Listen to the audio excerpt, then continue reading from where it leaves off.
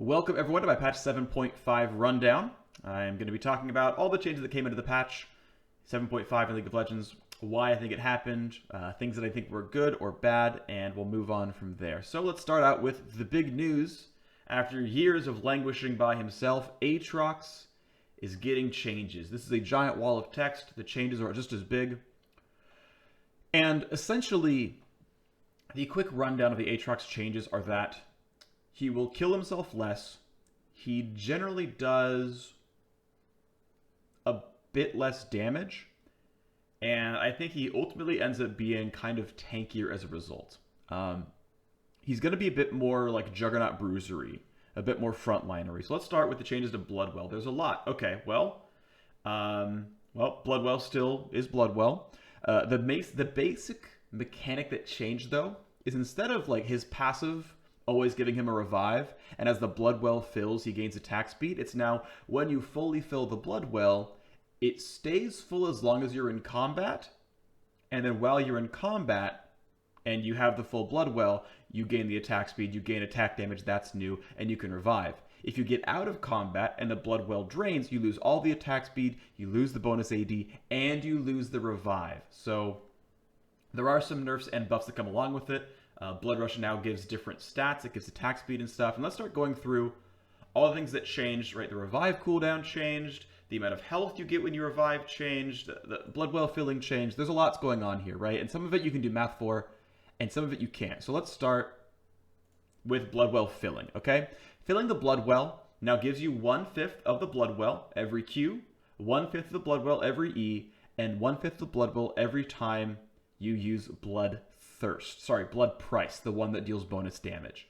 Okay, well, we did the math based on the old well size, the old amount of HP it used to cost. And this was, by the way, if you were at full HP and bought no items, that's where the math is. Because nothing really costs percent HP anymore. So you can see your Q doesn't stack as fast, but it usually maxed at last, so it had a longer cooldown. Your W always stacks faster, and your E pretty much always stacks faster. So you will be, generally speaking, filling your Bloodwell more quickly, but it'll be filling your Bloodwell, 1 E, 1 Q, 9 auto attack. That's what it's going to take to fill your Bloodwell. Okay, well, there's more math to do with the Bloodwell, of course. There's a lot going on with this champion. We're going to zoom in. This should be fine. Okay, so let's start with the attack speed. These three columns here, okay? He used to gain this much attack speed. I assumed linear growth. That might be wrong, but he gains slightly less. He gains between 10 and 5% less total attack speed via the passive when the Bloodwell is filled. Now, again, you also can't have a half-filled Bloodwell, so there are going to be scenarios where it's even worse than this. But I counted this part right here, the difference, counting his overall stat gain as a champion because you can't affect it anyway. So you're really getting, you are losing some attack speed, but considering you're also getting some attack speed gains by being a champion, by buying items, it's not as big of a nerf as it feels like or as it looks like. There's also a new mechanic, of course, where you gain some total AD. And the nice thing is this will affect things like Sheen and Trinity Force in case you were going to build those items. But basically, your total attack damage gained is now a thing. This, like 15 attack damage, always offsets 10 attack speed. Always. Always, always, always. So as far as when the Bloodwell is filled, it is better for DPS. But again, it won't always be filled. If you get out of combat, it'll drain again. And we looked at how much HP you would revive with. The old version, you would revive with basically a flat amount. Now keep in mind, I assumed a full Bloodwell. In the old mechanic with the revive, and the old revive for these 9 columns, you would revive, and you'd revive with more health based on size of Bloodwell.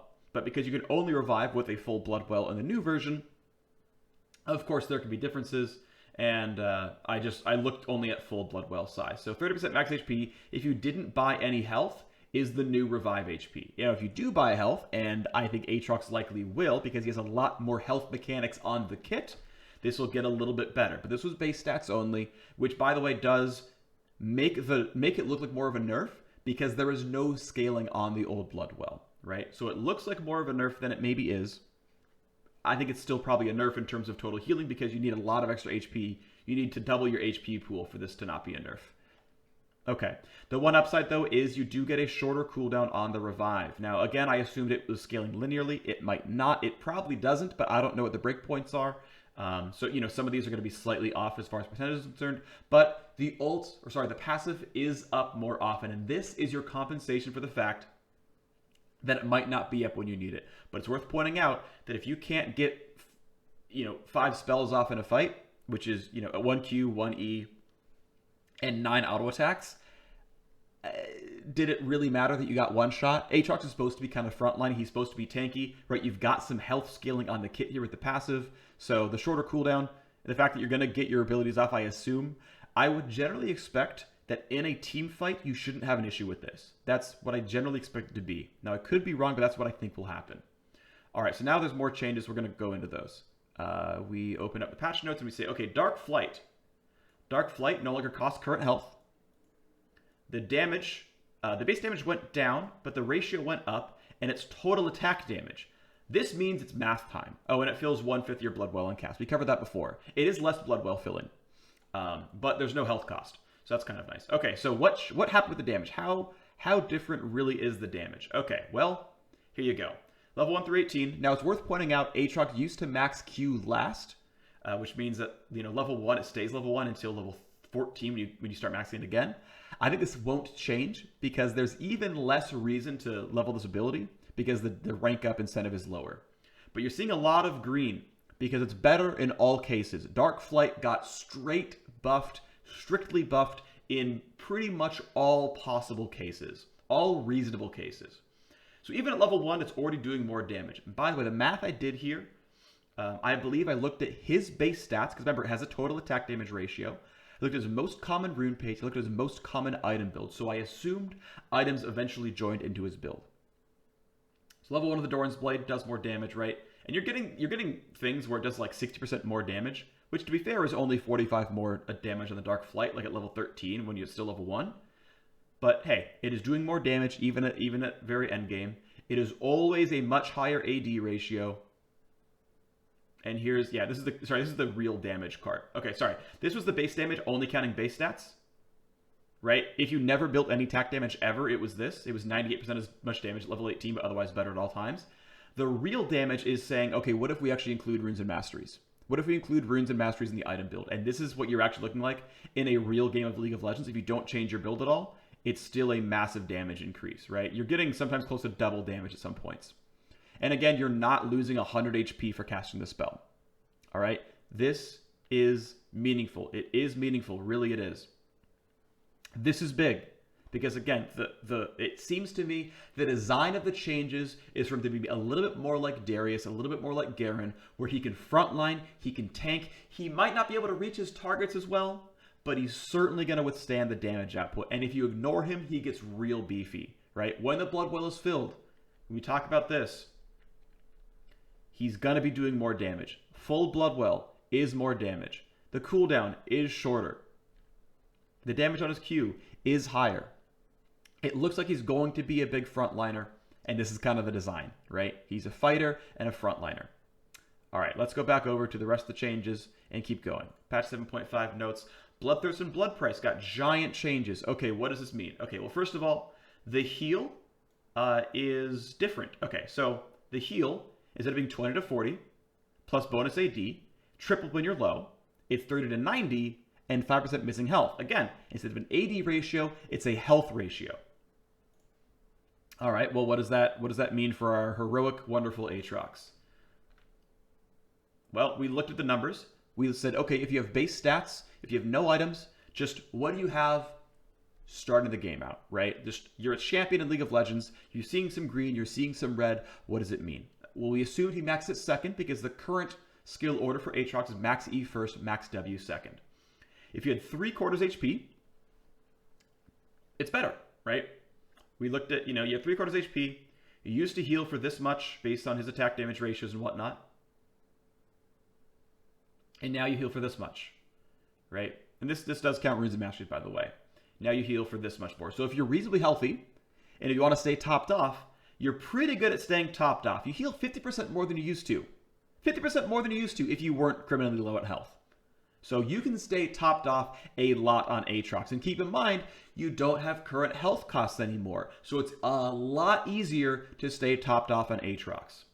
If you're at half HP, which is the worst possible scenario, because you got the triple value, well, the health heal got nerfed. Significantly, in fact.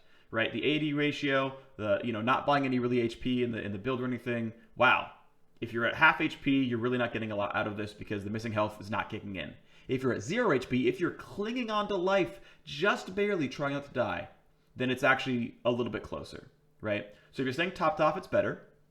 If you got chunked below half, the old version was stronger. And if you're clinging on to life, it's reasonably close. Now, again, I expect his build to change and be more attack damage focused. And again, he's not losing HP with his spell cast nearly as much, so he will be generally healthier. But as far as raw healing numbers, yes, it's generally lower when you're heavily injured, right? It's not a straight buff. There's some situational stuff going on here. Absolutely, there's situational stuff going on here. All right. Blood price also got changed. Okay, instead of doing 15 to 50 health cost, it's no cost. Okay. The damage went from 60 to 200 and is now 30 to 150. That's a nerf. The ratio went from 1.0 to 0.75. That's a nerf. And now feels 20% of Bloodwell instead of hurting you for this. Instead of this cost, you just fill the Bloodwell for free. Okay, again, let's look at the chart. W damage, old and new, it is a nerf. It is a nerf. It is a nerf. It is a nerf. It is a nerf. Keep in mind, the ratio is always 3/4 the size. So the more attack damage you were buying, the closer to 75% this column actually is. If you stop buying attack damage, it's even more of a nerf, to be fair. But you're going to see the cost does change, right? The cost did get pretty hefty. Just simply being at full HP, you lost 80 health per trigger, and that hurts. So, if you were going half and half between using W, losing 80 health, and going here and gaining 80 health, well, it makes up for it in all cases, right? You used to heal for 214. Now you heal for 189. Well, you made up for it by not taking the damage in the first place. So it goes back and forth, right? But it is less damage. It is definitely less damage. He is doing less damage with W. In basically all cases, you're just losing health less. Okay. And finally, Blades of Torment got a change. Blades of Torment, health cost much reduced. It's worth pointing out, by the way, there's a health cost probably because it's a poke skill, because you can just E people from range, and getting to wave clear for free is a little bit lame. The damage changed. The base damage went 75, 215 to 70 to 230, which basically is a buff. And the ratio went up by 0.1, so that's a buff. The slow had a fairly, it's not a major change, it's a minor change. Instead of the amount staying flat, the amount scales, and now the duration is flat. And it, just like before, fills the Bloodwell on cast. Okay. Overall, this is a buff. So let's look at this. Okay, we've got a lot of things going on here, so let's hang out for a second. Okay. I wanted to point out, by the way, that the damage type also changed from magic to physical. Unless it got removed from the patch notes, I looked at an earlier version. It's now physical damage instead of magic damage, which, by the way, does help him because now he likes Black Cleaver. He might like lethality, probably not. He might like armor pen, things like this. This does help him. He can buy a Last Whisper now and feel good about it. Black Cleaver, again, being probably the major item that he actually buys here. And remember, Black Cleaver has more health on it now, so it is meaningful. Okay, let's go back over to the math. Okay, so the old cost, up to 100 HP. The new cost, a nice cool 30. This is a buff, of course. He's not losing as much health casting ability. The old base damage, the new base damage, right? Okay, these are all just numbers that are being kept in. Old ratio, new ratio, all buffs. Now here's the slow. Now what is quote slow? Quote slow is the percentage slow times the duration. It's essentially, it is not really fair to call it this, but an easy way to do fake math is to call it a root of this duration, right? If you're slowed 50% for 7 years, that's a really good slow. If you're slowed 100% for 1 second, I'd probably take it 7 years, right? So the old slow was 0.7, 0.8, 0.91, 1.1. The new slow is slightly less powerful. Because of the math between duration and power, it is slightly less powerful. Also worth pointing out, this nerf is actually, well, it's debatable if the nerf is actually more than you think. Because of diminishing returns, heavier, shorter duration slows are less impactful because you don't actually get the full slow value. But the more you slow them, the less chance they have of dodging something else. Because you're going to get to the point where the E can guarantee that your Q lands, or it can guarantee someone else's skill shot lands. or it can guarantee that you're on range for that one extra auto attack a little bit sooner, right? You don't have to wait for 2.25 seconds for your full slow to matter. So it's situationally better. I would say on average a slightly worse ability as a slow. And then I did the math on the actual damage difference, looking at, again, his most common build, his most common runes, his most common masteries, his most common items. And yeah, very early on in the game, because you lost 5 base damage, it does slightly less damage, right? You lose 3 damage to the ability very early game, but it's an ability you max first. It has 15 more base damage. It has a 0.1 higher ratio. You're getting almost 10% more out of the ability late game. So this is kind of nice. It is doing more damage. It is overall, I would say, a buff to the ability. It is stronger. That is my opinion. And overall, Aatrox overall, I think his build will change. He'll be going Black Cleaver. He might be going things like Sterix Gauge, or he was already building Maw, but like, keep in mind that E and W are still bonus AD ratios. I would have liked to see them be total personally. I like total AD ratios on Juggernauts like this so that you can buy Sterix and feel good. It would have helped with his Bloodwell passive as well. I am actually sad it's not total AD.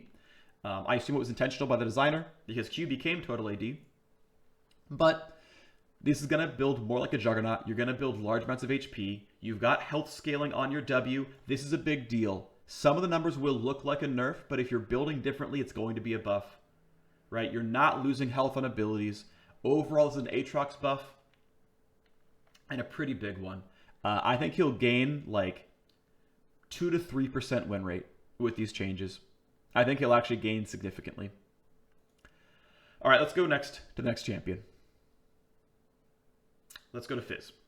Let me do one thing real quick to make sure I didn't miss anything. Yeah, we're good.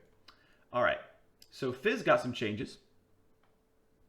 He's got a buff to Urchin Strike, a buff to Seastone Strident, and a nerf to Chum the Water. So Urchin Strike is a high ratio. Q is only an offensive skill. By the way, it is wave clear because Urchin Strike does hit everything in a line when you cast it. So it can help you like clear melee minions or something. Seastone Trident, they actually did change the bleed duration to not be the same as the mark duration. This is actually a pretty big deal. So the bleed duration is now a lower duration, which means the DPS on the ability is higher. You're getting the same, if you only hit him once, you're getting the same total damage, but the DPS is higher. So if you're staying in combat and getting multiple hits, your total damage just goes up flatly. So this doesn't look like a big change, but is actually somewhat meaningful. Then the mark duration lasting for 6 seconds means that you have a much larger window to catch back up to your target and trigger your W active. So these are moderate buffs to Q and W. He does more damage. Great. But he has a nerf to Chum the Waters. It's less generous at attaching when you kind of miss, and it can't be picked up on the ground anymore. That is a nerf. That is a pretty large nerf, I would say. It's actually a pretty big nerf. Overall, Fizz as a champion is basically a 50% champion. So I think these are supposed to be power neutral, maybe slightly power positive for him. And overall, he's fine, it looks like. So, doesn't mean that much. Right, this is a nerf, this is a buff. In my opinion, it's a slight buff overall, but pretty neutral. Let's move on to Kindred. Kindred is interesting. So I actually like Kindred a lot, but you can look at some of her statistics, right? So in general play right now, she's a jungler, of course. She wins less than half, so she's somewhat objectively weak. What's interesting is Kindred mains right down here. 58%, 55% win rate playing Kindred. So good Kindreds tend to be pretty good at Kindred, which is kind of interesting to me. But she's not getting played much. She's really only getting played by Kindred mains. Right? No one's really expecting the champion, and Kindred can be cool. So what's changing with Kindred? Oh, Wall of Text changing with Kindred. Okay, so let's start with the straight buffs, okay? There's 2 parts to Kindred's passive for those who don't play Kindred. Kindred can mark an enemy champion, and if she gets a killer assist on that champion, she gains a stack of her passive, and her passive gives her % current health damage on auto attack. It also buffs her Q damage a little bit. We're going to ignore that. It also buffs her W damage. We're going to ignore that too. Basically, if she marks a champion and kills it, she gets stronger permanently. The champions, they passively mark enemy jungle camps where if you take them, you get a mark as well. And there's a bunch of math and logic to the marking, which you can see down here in this area, where they get progressively more difficult to get. And essentially, Kindred, to be balanced, needs a certain number of marks because the marks are the reason she's even a champion in the first place. Her damage comes very heavily from getting these marks. So, if there's no jungle mark, it now marks 50 seconds faster, 20 seconds faster than it did before. That's a big deal. It marks it faster than it did before. Okay. So after completing your bounty, you get your bounty 28% faster. Nice. Also, the mark only lasts for 3 minutes instead of 5, in case it's like a really hard camp to get rid of, and you know the opposing jungle is not killing it, and you don't have control of that side of the lane. Like if your top lane and mid lane are losing, and it marks wolves, and your red side, you could never go into wolves. You're just stuck with that markup for 3 minutes until your jungler clears it. That's not going to happen.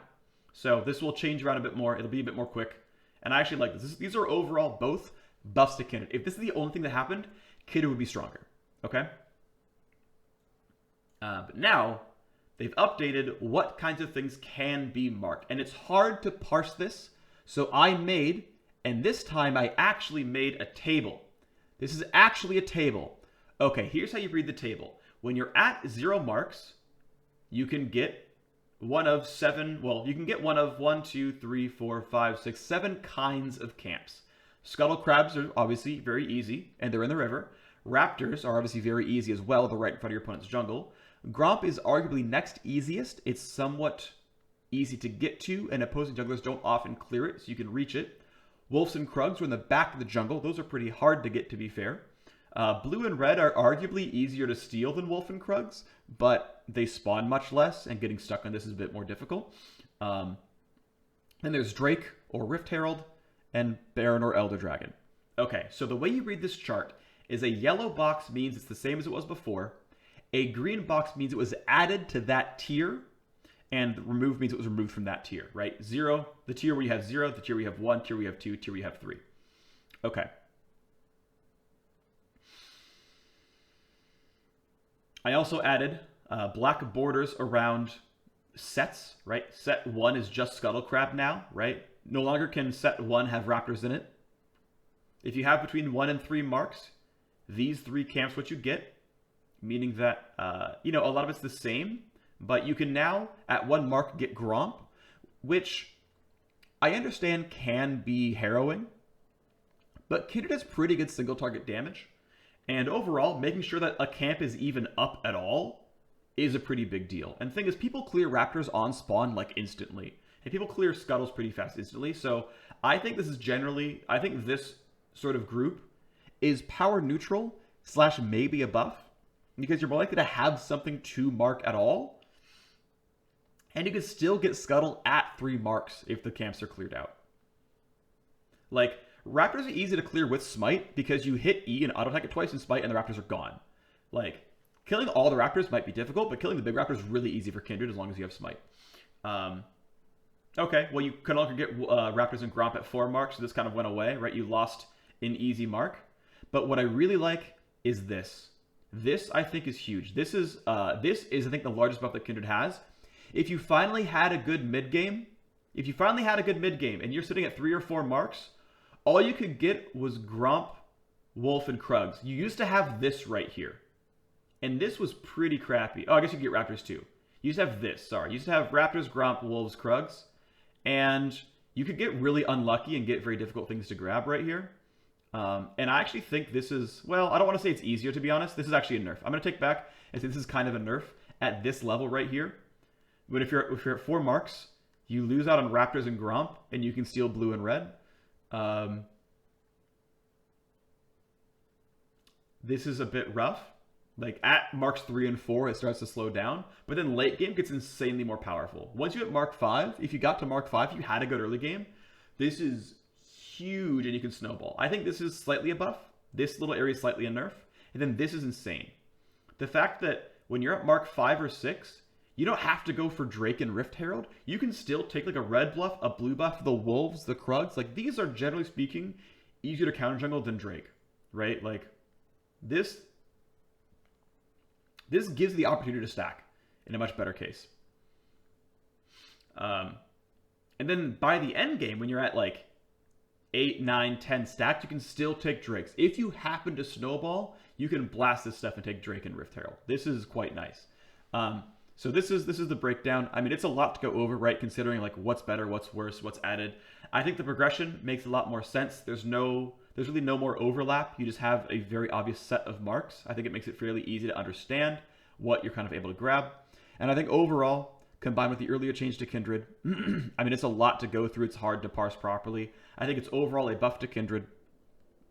And I think she's going to be able to sort of stack up a bit better over the course of the game. Oh, baby, Leblanc nerfs. Oh, baby. And these Leblanc nerfs look like a brick to the face.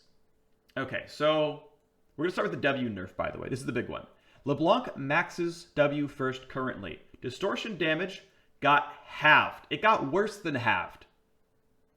Her Mimic Distortion also got roughly halved. The max rank didn't quite go to half damage, but the early rank did. Holy crap, Distortion got blasted apart.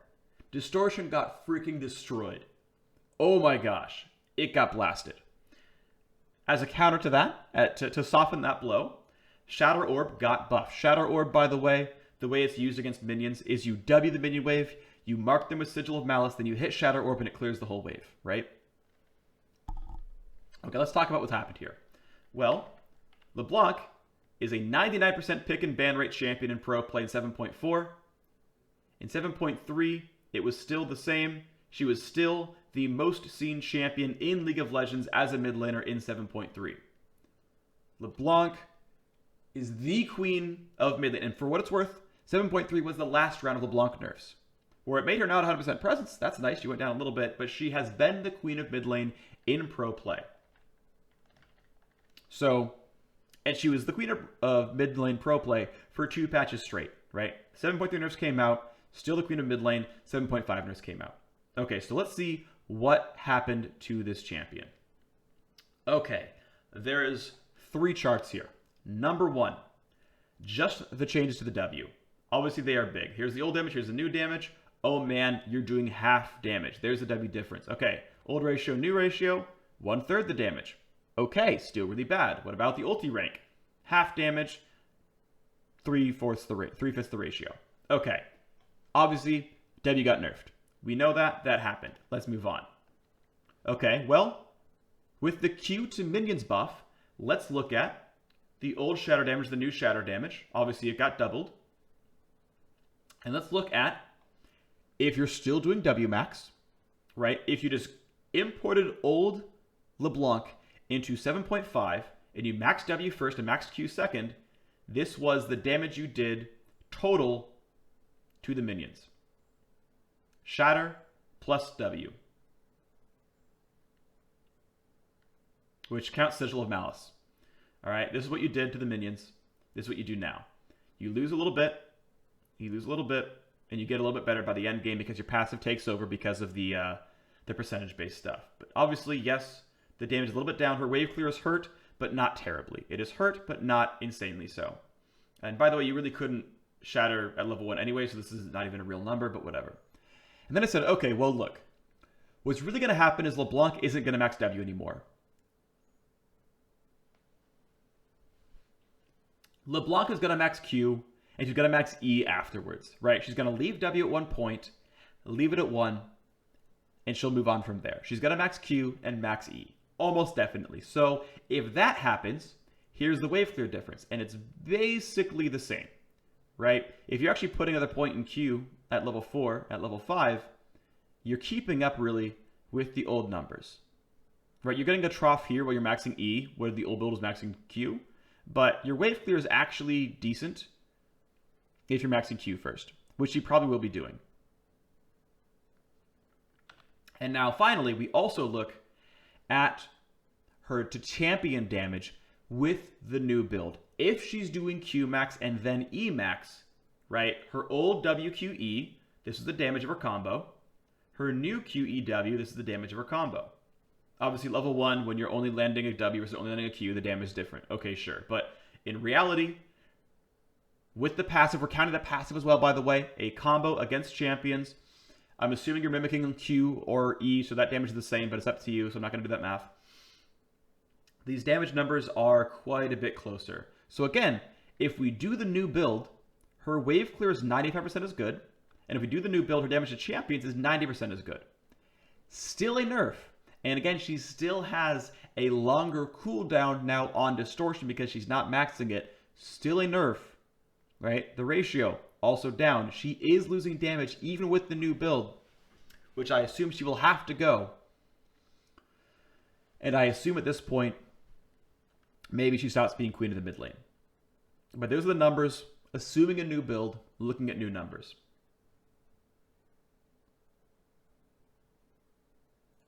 Those LeBlanc changes.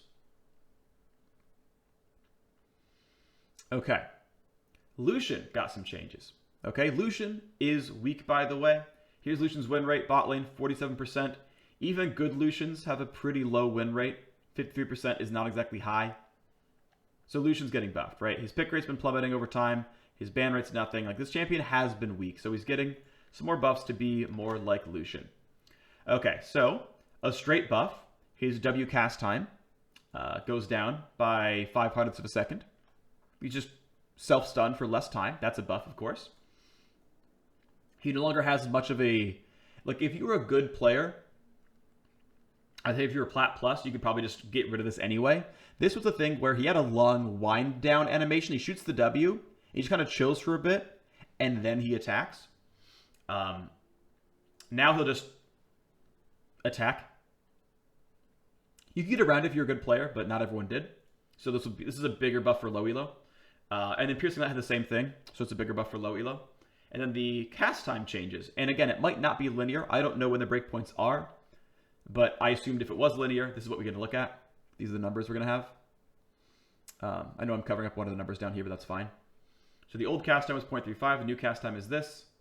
And basically around level 7, it's faster.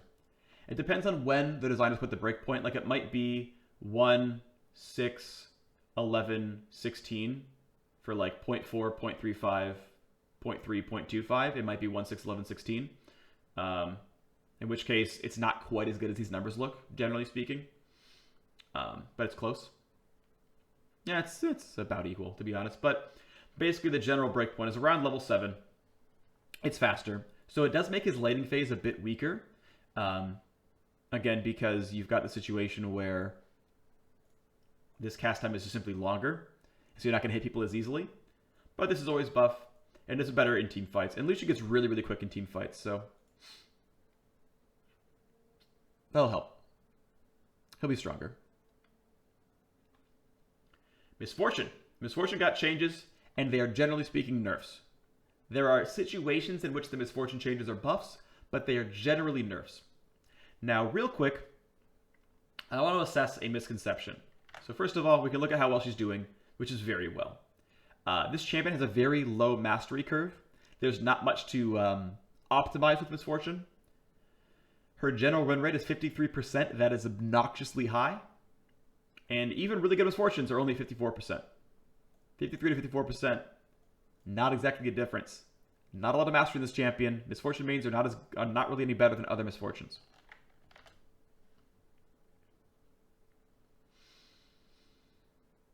A misconception I've heard is someone saying, Misfortune's only good because of lethality changes. And that's wrong. Because the world we live in right now, lethality items are weaker than they were at the beginning of the season. The masteries got nerfed. The items got nerfed. They are weaker than they were at the beginning of the season. They're weaker in total armor pen than they were before the numbers became 0.6 at level 1. To say that lethality is the reason champions are stronger is wrong because you're not doing math on lethality. Misfortune was this good before the the patch 7.1623 changes. She was always this strong. People just learned that she was good. She's always been this good, but these are nerfs.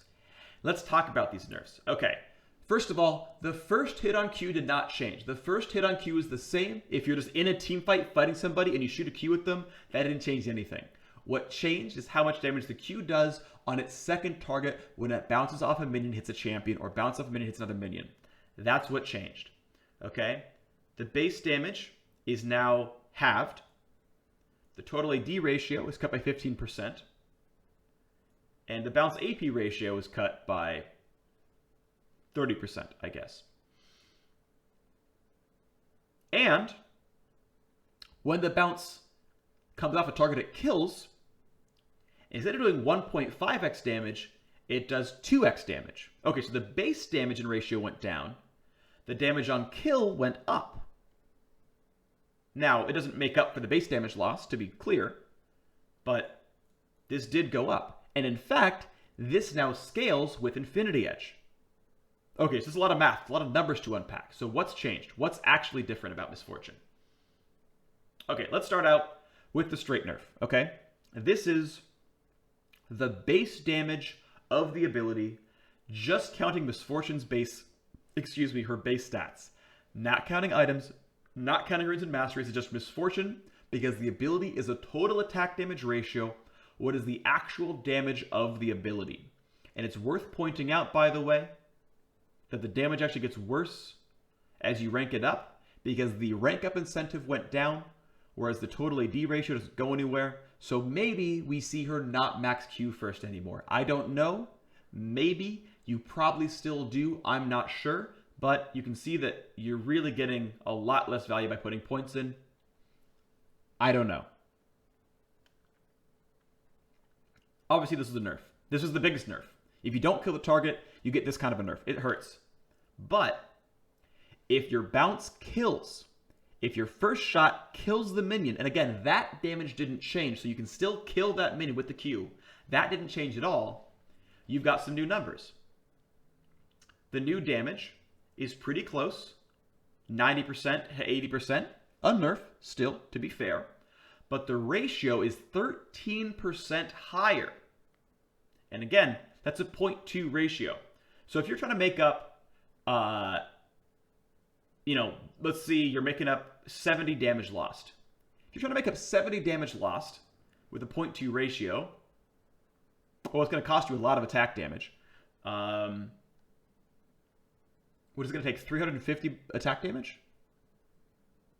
That's 20. Yeah.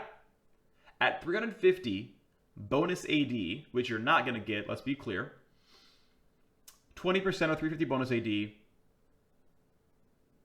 is going to be that 70 damage back. It's going to take a lot. I mean, you go higher up in the game, level 18, now it's a 60 damage difference, 300 total attack damage, 300 bonus attack damage, rather. You're not going to get there, right? You're not going to get the 300 bonus AD, but you're getting closer because you are going to buy items, you are going to have runes, you are going to have masteries. It's going to soften the blow a little bit. It's still going to be a nerf, but it softens the blow a little bit. And again, at level 1, it's like 92% effective. You get a Doran's Blade in there, you're bridging that gap even closer. It is a nerf, but it's not quite as bad as you think because you're going to be buying attack damage.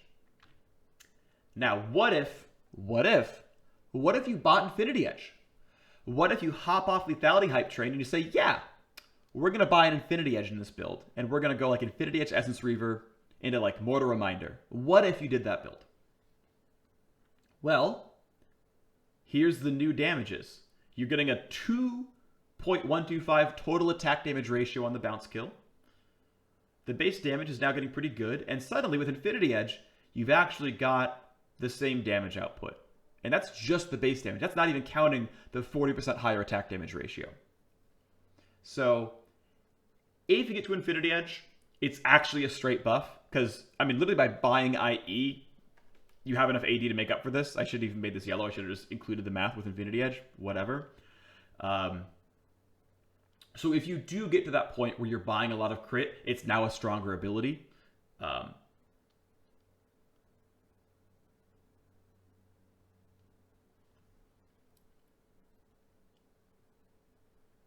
That's maybe a bit excessive, but that's what the numbers are, right? That's what the actual changes are for Misfortune over there. Okay. And overall, this would be a nerf to Misfortune. I mean, realistically, Misfortune's getting nerfed. Rengar. Rengar has changes. Oh, baby. Rengar lost 3.88 armor, and the Battle Roar heal isn't going to be quite as strong. Let's look at Rengar as a champion. In the jungle, he wins half the time, but good Rengars have a 9% higher win rate than regular Rengars. Right? This goes from 49 and change to 58, practically 59%. This is huge. Really good Rengars are bonkers. Really good Rengars are bonkers. And it's no surprise that in patch 7.3, which is when he got the most recent nerfs, most present jungler in the game. In 7.4, he is now slightly below Graves. He has lost some stock, but he is still a top 2 jungler in League of Legends. Rengar is still insanely strong. So Rengar is getting some nerfs. He's losing 3.8 armor. He's taking more damage from monsters by not healing as much. As far as the math is concerned, I looked at his base armor, his new base armor, how much damage he took, how much damage he takes, and he's basically taking 2 to 3% more damage than before. He's taking 2 to 3% more damage in the jungle. If you are not a very good Rengar, and you needed to run armor seals to hold up, well, it's a slightly less powerful nerf. Slightly less powerful because the more armor you have, the less 3 armor matters. It's really minor, but I wanted to bring the math in. You're taking a little bit less damage. You're getting less punished if you're not a good Rengar, which is fine because the entire point of Rengar being overpowered, or the reason he's overpowered, is the good Rengars were too strong and they're running scaling health seals anyway. And, you know, less healing off the jungle monsters is a thing. He's too strong in the right hands. He's weaker now. Will Rengar still be a top jungler? Yeah, probably. I think he'll still be there, but we saw Graves overtake him already, and maybe more champions get close. If Rengar has a harder time invading and stuff, it's taking more damage. This is actually the bigger nerf, I would say. He's going to take more damage in jungle clear. So what's going to happen? Oh, Ryze. Ryze keeps showing up in the patch notes. Losing some root duration, losing some spell flux cooldown. It's getting weaker. The reason he's getting nerfed, it's not from solo queue. Oh, wow. I didn't realize this. It can't be from solo queue. A regular Ryze player has a 45% win rate. Riot! Why are you nerfing Ryze? Why are you nerfing Ryze? He's a 44% win rate. Because there's a 10%, just like Rengar, there's a 10% win rate jump for players who are good at Ryze. 10%. He goes from being bad to really strong if you're actually good. This is like Diamond 1 against Diamond 1 players. At a Diamond 1 skill level, Ryze is a 55% win rate champion. That is really high. And unsurprisingly, in pro play, Ryze is the number 3 mid laner in 7.4. In 7.3, oops, was still very, very high. I mean, he is around, he's everywhere, and he's really, really strong in the hands of excellent Ryze players. That's what it comes down to. And so the root is aimed at his, basically, the funny thing is, so in my opinion, abilities without counterplay are strongest at higher skill levels. Like, skill shots are stronger in Bronze than they are in Challenger. Because, generally speaking, you can just aim at the guy and land a hook.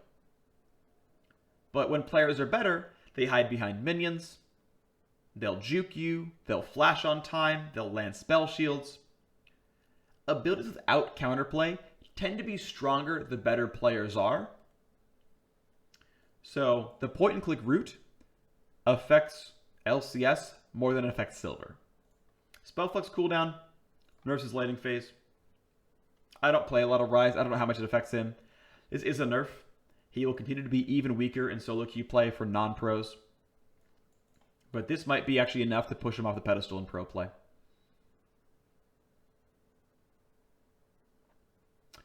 Varus. Varus. So the Varus nerf is the total attack damage ratio on his Q is going down at a full charge by about 10% total attack damage. 10% of the ratio is getting dropped off. 15 percentage points are going down. 10% less powerful. And the cooldown is also up 4 seconds, but that will be refunded if you can detonate blight stacks. So this basically nerfs poke Varus and does nothing for team fighting Varus. Right? If you're going Hurricane Infinity Edge or Hurricane Essence Reaver, you're attacking, triggering blight. You're not channeling on the Q at all. This does not affect his team fighting auto attack playstyle in any way. At all. It doesn't change jack. It does affect his poke, which is all people are doing in pro play, to be fair. It affects his laning phase as well, because he was doing this kind of stuff to you in lane. Absolutely. Varus is objectively strong. He wins more often than not, whether you're expert or not. And in pro play, he is in 100% of all games. He is the only champion in all of 7.4 to be in every single pro game. Even Leblanc is in 100% of all games. Varus is the only champion that is in every single pro game pick and ban. He's the only one. So yes, he's getting a nerf. Now, what does this mean for him as a champion, though? Well, we looked at all his damage. His old base AD, his old base damage. And it's a very small nerf. Right, this is the total damage, because remember, it's a total AD ratio.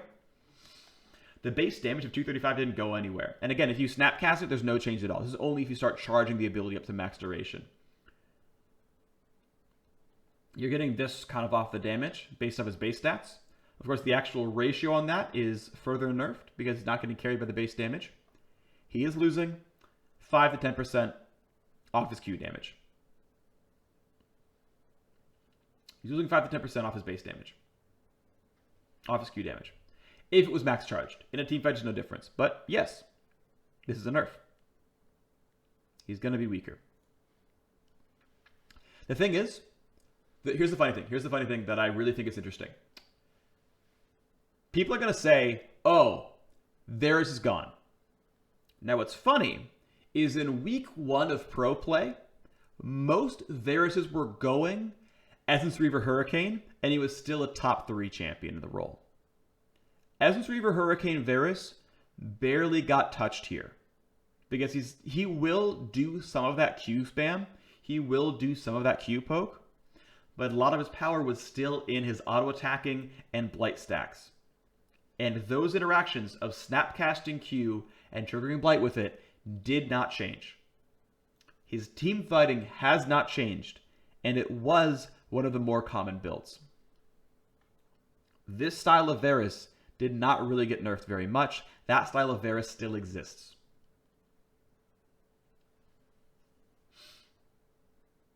Okay. Zyra got a death animation. That's fine. Blade of the Ruin King got changed. Okay, so Blade of the Ruin King. Famous tank busting item. I love this item. I think it's incredibly strong, and it's even better now. It got 100 gold cheaper. It got 15 AD. It lost 15 attack speed. It gained 5 lifesteal. The active damage no longer does 10% max HP. It's 100 damage. This is always a nerf. However, it is more of a nerf to people who needed the active than it is people who needed the passive stats. And it no longer heals the target. Now, the funny thing is, this actually nerfs assassins who did build Ruin King more than it nerfs marksmen who built the item. It nerfs bruisers who built Ruin King more than it nerfs marksmen who built... Like, this nerfs Aurelia more than it nerfs Ashe. It nerfs Jax and Aatrox more than it nerfs Varus. And it helps you last hit better because the minimum damage is now 15 instead of 10. Because recurve bow is 15. Okay, well I have a chart. Okay, old attack damage, new attack damage. The amount of gold this attack damage is worth. And we can just zoom into like here. So you gain 500 gold worth of attack damage. you lose about 400 gold worth of attack speed. You gain 200 gold worth of lifesteal. This means it's a 300 gold more efficient item, and it even costs 100 gold less. Now, with all this said, the item still used to be inefficient by 1100 gold. You spent 1100 gold on the active and the percent damage trigger on the passive. Now you only spend 700 gold on that. Now, I'm a bot laner. I play a lot of bot lane. The Ruined King passive is, I think, more important than the active.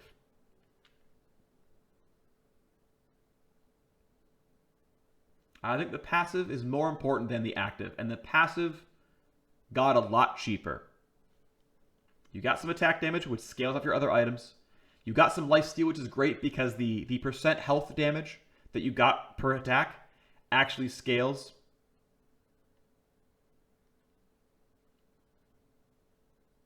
With lifesteal, if you didn't know that, the percent health damage scales with lifesteal. And the item got cheaper.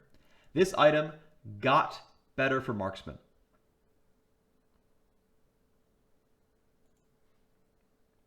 I think this is a very large buff. And it's going to feel really good buying Ruined King as your lifesteal item, because now it has a lot more lifesteal, and that's a really big deal. Edge of Night got nerfed, so this was in the hotfix. This was already live. The active cooldown and the attack damage were already nerfed. Now the shield duration is down 5 seconds. So now even more so, these items are weaker than they were at the beginning of the season. Right? Now, in all cases, Edge of Night is weaker than it was before. People still like the item. It's still very effective, but it's weaker. Sure. We were playing with these patches pretty much. We were playing with this like the entire time. This came in like 12 hours into the patch. But this is the most frustrating part of Edge of Night, was the shield duration. I'm really glad it's down to 5. It felt very excessive. This is nice. It actually gives you a chance to wait out the shield and do something about it. Really, really like this. Okay. Ooh, what's this? A new Keystone Mastery called Stoneborn Pact. It replaces Bond of Stone.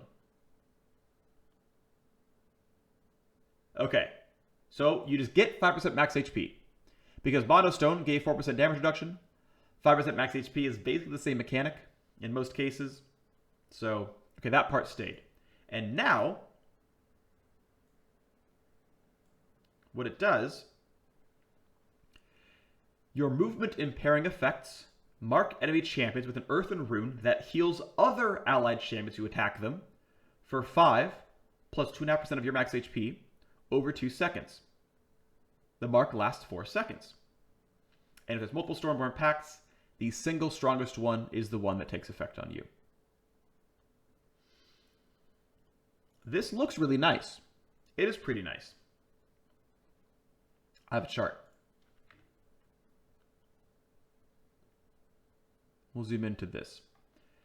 If you're Braum with no runes and masteries, which to be fair, you are not Braums with no runes and masteries, but let's say you are, right? Just skip a level or two if you know, want to do some of the math.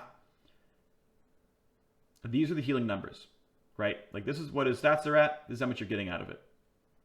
The healing per second is actually not bonkers. Now this will affect everyone on your team, so you can multiply this at a certain point. But this is not like suddenly everyone's invincible, right? A generic tank Braum with like a Sight Stone and maybe it's like an Eye of the Equinox at a Ruby Crystal at like level 12 or something, right? You're in like these mid-thousands. You're giving like a 50-point heal, 40-point heal to your teammates. Sure, Nunu can use it, absolutely. Ice Blast, going to trigger for everybody. Your ult's going to trigger for everybody. It is worth pointing out, again, that the description reads, your movement impairing effects. This means Nami-E. This means Randuin's Omen. This means, you know, a Malphite Q, whatever you want it to be. If you are slowing people, a Singe W. As long as there is a slow, it will come into effect. And of course, they can refresh the rune, right? If you Q on Braum, they attack once, and they attack again a second and a half later. They refresh the duration. It's pretty good.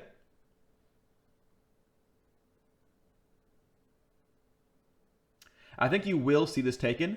I also want to point out, by the way, To my knowledge, this heal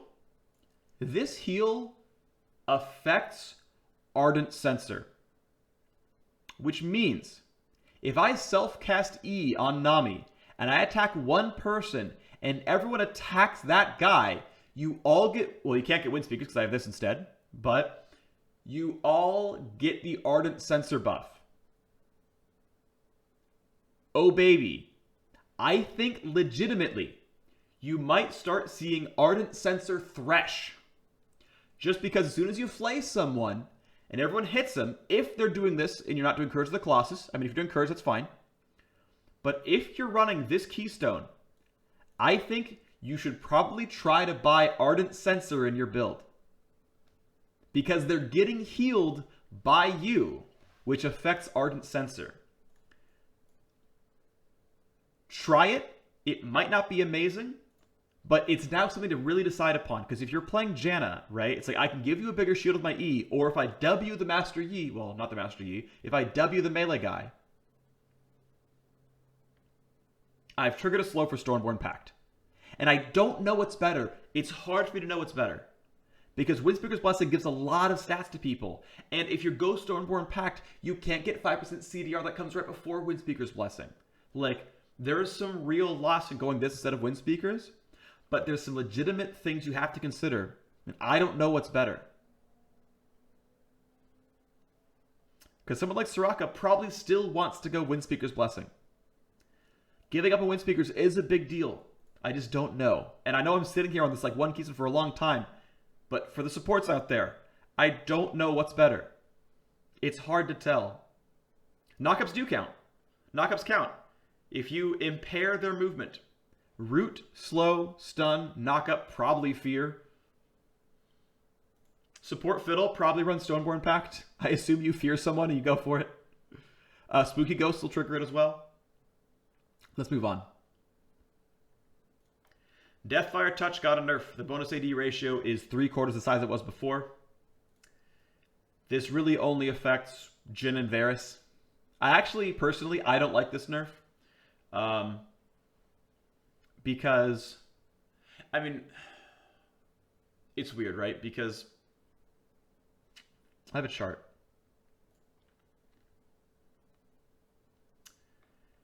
So we looked at Varus before, and we look at his damage afterwards. So this is his old stats. I think in this case, I did look into his old full builds, the items he was buying, and look at his damage output with it. The base damage change is not very large. It's still like the same numbers. The ratio does get worse, of course.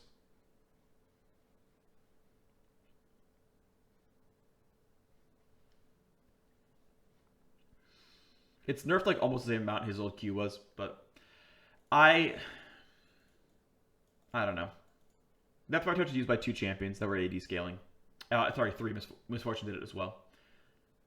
I mean, it's further nerfed for those champions. It's weird when you have a keystone that only works for 3 champions. And it's like, well, those 3 champions are just tied to that keystone. You get the buffer nerf. Really, things like keystones almost always, at least for damage-focused keystones, there's always just like a best option. Like Thunderlords and Fervor, there's just a choice that like it's just based on your matchup. And it just is that way. I don't think Gutted is the right term for it. It's weaker, but it's probably still going to be correct on someone like Jhin, who has 1 million attack damage. Alright, and finally, as far as charts are concerned, Warlord's Bloodlust got remade. It used to give you healing based on how low you were.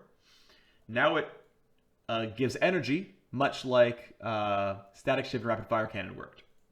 And when energized, you gain lifesteal and move speed for a short time. Now the rough way the math works out is about every 7 auto attacks is energized. And to be fair, in the laning phase, it's actually even more frequent than that because you're like, by saying it's every 7 auto attacks is saying you're at like a medium to end game build and you're auto attacking constantly while kiting.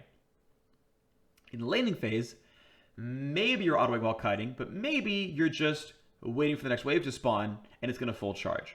So you'll always get this off your first auto attack.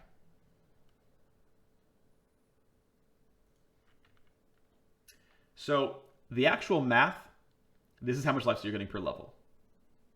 This is the actual numbers. 0.5% lifesteal to 50.4% lifesteal. This is the actual gain that you're getting from this keystone. This is the actual numbers. Because I saw the equation. This is the numbers you're actually getting. It spikes much harder by the end game. It is not a lot of lifesteal early game, right? You're getting, 9% or so on your attack at like level 7.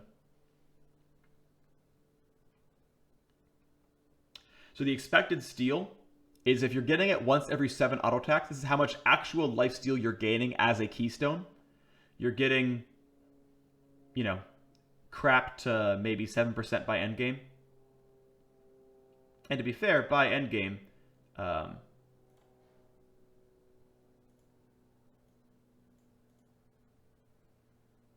it was only up to 50% anyway.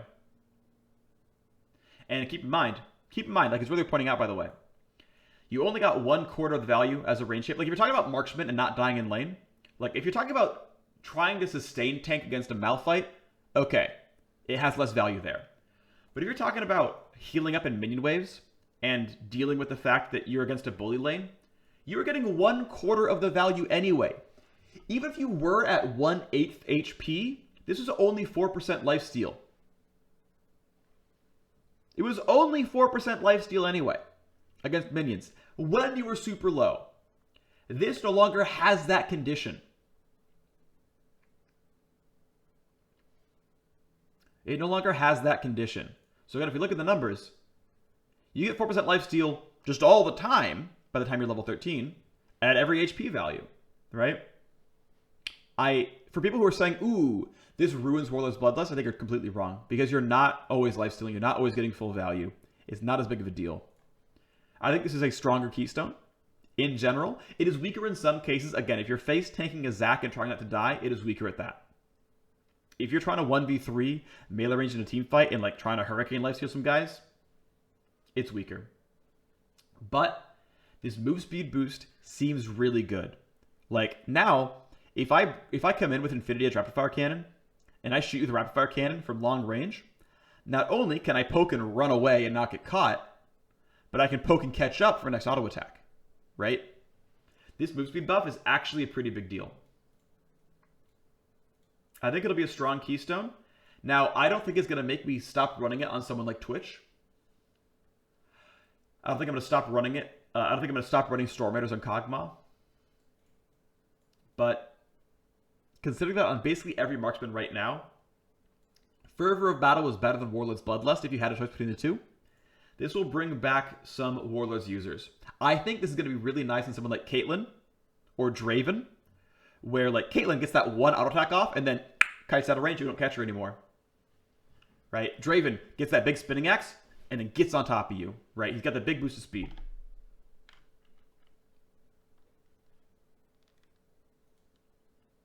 I think it's a buff overall. And I think the big winners are going to be champions like Caitlyn and Draven, who liked being auto attack harassers, who weren't really all about that spell-based damage. All right, more changes. Exhaust nerfs. No longer slows attack speed, no longer shreds armor MR by 10. Oh baby. Oh baby. This is a buff strictly for auto attackers, Tryndamere and Aurelia and Master Yi when he's not ulted. And every bot lane marksman feels so much better about this. Oh baby. Oh baby. This is really nice. Now you're still going to lose your duels. Right? If they exhaust you, you're still going to lose the duel. But at least it's not as bad. You have a bit more of a chance of kiting and things like that. This is an indirect buff to marksmen and an indirect buff to auto attack fighters that are melee. Auto attackers got better, obviously, off of this. It's pretty much just as good against like Talon and Zed. Those guys are still doing mostly spell damage. It also no longer shreds armor at MR. I'm very glad this is gone. It had mixed purpose with Ignite. I don't know why this ever really happened. I kind of hated it. This is actually, yeah, I mean, right, it's weaker now. I still think that if you're a support and you wanted to run Exhaust to like save someone from Talon or Zed or Katarina, it's still the right choice. But before, I think legitimately, Exhaust just was always better, practically. And now it's specifically anti-assassin, and now only anti-assassin. But the funny thing is, actually, assassins should feel good about this, because you're going to see less exhaust in games in general, because you're going to have less reason to run it just generically. And now you'll only see it for assassin hate. I personally don't really like summoner spells that defraud certain classes. Like, I actually don't like the fact that cleanse and exhaust exist. In my opinion, I don't like that. I don't think that's going to change anytime soon or ever. That's just personal opinion. But you will see less exhausts and assassins. Actually, it's funny. Basically, everyone except tanks should rejoice. It's like, squishy auto attackers rejoice because they're not getting hit by this as hard. And assassins rejoice because they're going to be less exhausts. And the only people that got exhausted were damage classes. So damage classes can rejoice that they're not getting neutered by supports as much. Or the other damage classes. That's how I feel about it. We got some new recall animations. That's cool. A couple of champions got different sizing. Ivern is a bit big, I think. Jin's a bit smaller. Arcade Corki's a bit smaller. This is really cool. Tooltips are going to look like this now. They have nice line breaks. They say when they're ultimates. They have arrows instead of hyphen greater than. So you get cool looking tooltips. That's kind of nice. It's appreciated, I suppose. Some new animations. Jax looks cooler. Jax looks cooler again. Jax looks even cooler now. You can now better internally track which stack of R you're on. Better particle for Cho'Gath. Better particle for Nocturne E to know if they're getting out of range of your E or not. And an on-hit trigger for Paranoia is nice. Some more VFX cleanups. Ascension's going to be live. That'll be cool. League client update. Animated profile backgrounds are back. Sweet. Black screen when choosing a champ select.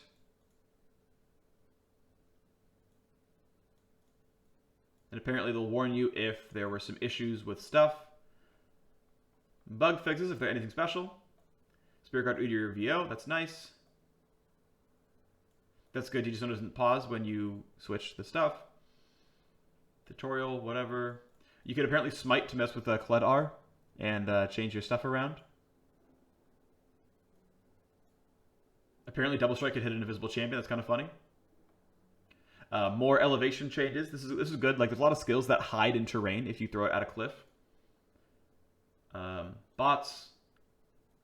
I guess Scion Q could reduce spell shields. Whoops. Okay, slightly, I guess, Pantheon stronger against Maiden of the Mist. This is intentional, or it's supposed to be this way now. Targeted ability is supposed to reveal you, so this is actually a slight nerf to Jin's laning. Oh, didn't know that. So, Kled buff. Oh, that's nice. If you were pressing stop and spamming Twin Fang, she won't chase anymore.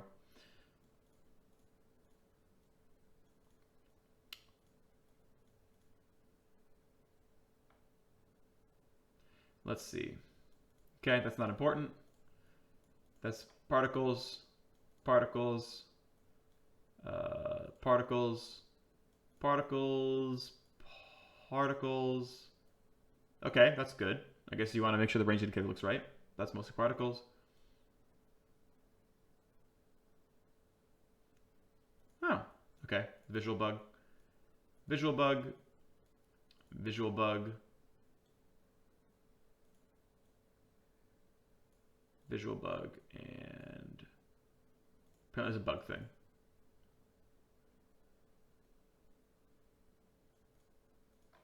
Fixed a bug, fixed a bug, fixed a bug, fixed a bug. That's kind of funny.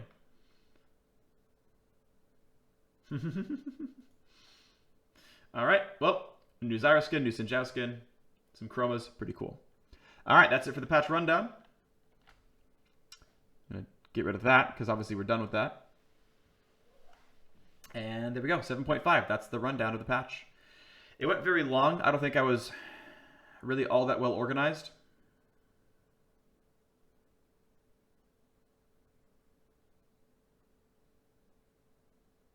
But yeah, that's the rundown. So, that's it for that video. If you guys enjoyed, please let me know. Please leave me comments in Twitch chat, on the YouTube comments, wherever you want it to be. Let me know how it went. Always want to make these better. I do feel like I was a little zoned out, and I'm sorry about that. But hopefully you guys enjoyed anyway. And that's that.